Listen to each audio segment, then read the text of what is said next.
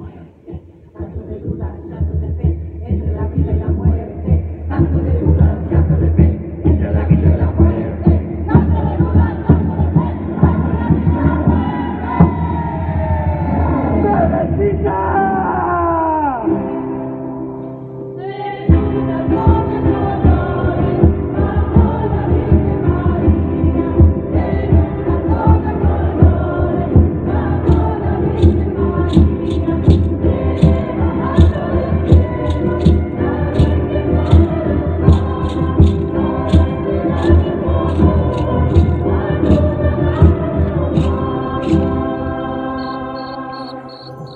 Hijo mío, el más pequeño, ¿a dónde vas? ¿A dónde te encaminas? Hija mía, la más pequeña, cosa tan buena, tan divina, que estés contenta. ¿Cómo te amaneció? Sientes bien tu precioso cuerpecito, señora mía. Te ha llegado, Juan, el día que te vea el perfecto mayor. Y quiero que despejes las meses de mi amor.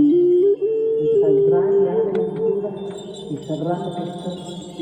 Ya sé que dijo el obispo que en unas señas mando yo. Y también te dijo que sin ellas no volvieras. Más harás lo que mandó. Mi señora, no puedo ir, pues voy por un confesor que mi tío está enfermo y él mismo me lo pidió. No tienes que temer que tu tío enteramente bueno está. ¿Qué? ¿Cómo? ¿Que sanó mi tío y está bueno? Sí, para eso estoy yo. ¿Acaso no crees que yo que soy tu madrecita? Ahora, sube a la cumbre del cerro que diciembre lo secó. Florido mayo se ha vuelto con rosas, hermoso color. Allí un rosal y arrastre hecho de todo el mundo. De esas rosas quiero darte prueba de mi amor. Por cierto, señora, creo que gasta su tiempecito, pues no hay más que nopales en este cerrito. Anda, hijo, que de milagros hace eso. Solamente así lo creo.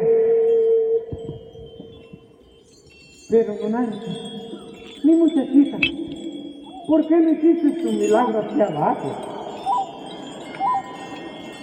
Ten paciencia, hijo mío, que pronto se acabará tu empeño. Voy corriendo a cortarla. ¡Ya vuelvo!